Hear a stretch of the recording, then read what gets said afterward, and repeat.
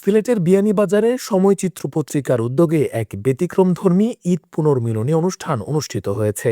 বুধবার বিয়ানীবাজারে পত্রিকার নিজস্ব কার্যালয়ে আয়োজিত এ অনুষ্ঠানে সভাপতিত্ব করেন পত্রিকার সম্পাদক ও প্রকাশক ফয়জুল হক শিমুল।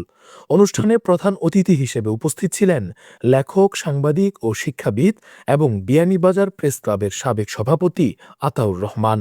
বিশেষ অতিথি হিসেবে উপস্থিত ছিলেন সময়চিত্র পত্রিকার উপসম্পাদক ও দিগন্ত টেলিভিশনের সাবেক প্রডিউসার দেলোয়ার হোসেন, সমাজসেবক ও শিক্ষানুরাগী সাইদুল ইসলাম এবং বিয়ানীবাজার প্রেস ক্লাবের সাধারণ সম্পাদক মিলাদ মোহাম্মদ জয়নুল ইসলাম।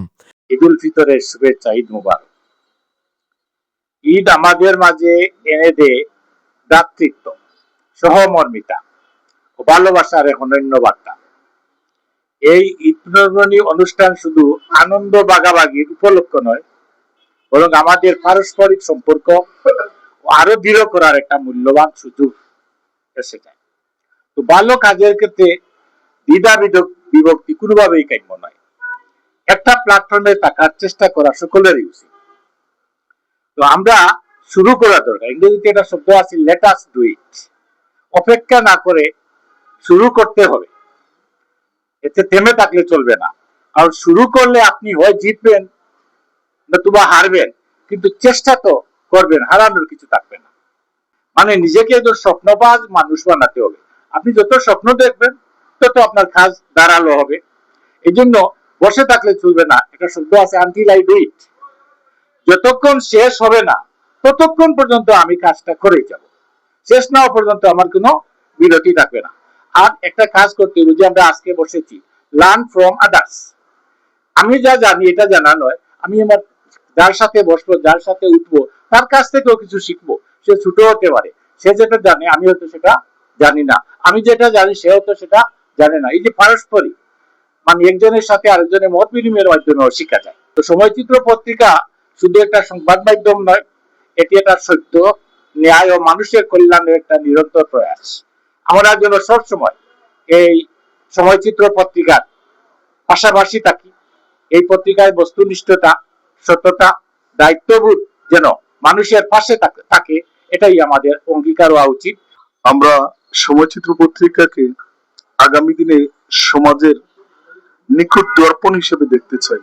এই সময়চিত্র পত্রিকা যাতে সময়ের সাথে সমাজের একদম অন্ধকার দিকটা যেমন তুলে নিয়ে আসবে, ঠিক তেমনই সম্ভাবনার আলোকিত অগ্রযাত্রায় সে তার অবদান রাখবে, এটা আমাদের প্রত্যাশা।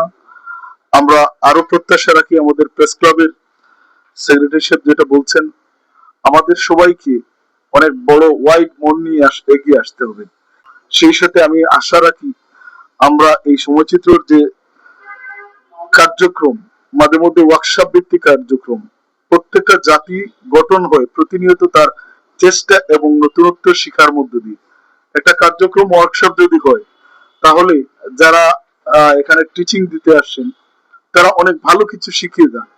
যেহেতু এটা রিমোট এরিয়া, সেহেতু আমরা আশা রাখি এই ধরনের ওয়ার্কশপ ভিত্তিক কার্যক্রম অব্যাহত থাকবে, এবং এজন্য পত্রিকার সম্পাদককে বিনীত অনুরোধ করছি, অন্তত বছরে একটা ওয়ার্কশপ যদি রাখেন, নতুনরা যারা আসবে তারা ভালো কিছু শিখবে।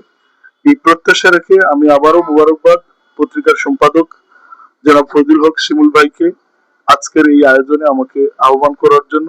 এবং ভালো লাগছে, এই পরিবারের সাথে আছি। আল্লাহ যেন আর দীর্ঘ বছর আমাদেরকে এই পরিবারের সাথে কাজ করার তৌফিক দেন। সময়চিত্র পত্রিকা প্রায় এই ধরনের ছোট ছোট অনুষ্ঠানের আয়োজন করে থাকে, এবং এই ধরনের অনুষ্ঠানগুলো সমাজে এবং আমাদের কর্মক্ষেত্রে এক ধরনের প্রভাব ফেলে। আমি অনেক আগে দেখেছিলাম যে সময়চিত্র পত্রিকার উদ্যোগে একবার কর্মশালা হয়েছিল, ওই পত্রিকার উদ্যোগে তাদের নিজস্ব প্রতিনিধিদের নিয়ে। তো সেখানেও আমি উপস্থিত ছিলাম, এবং কিছুটা হলেও যারা সাংবাদিকতায় টিকে আছে তারা দু একজন হয়তো কিছুটা শিখতে পেরেছে। আর এই সাংবাদিকতা করতে হলে শেখার কোনো বিকল্প নাই।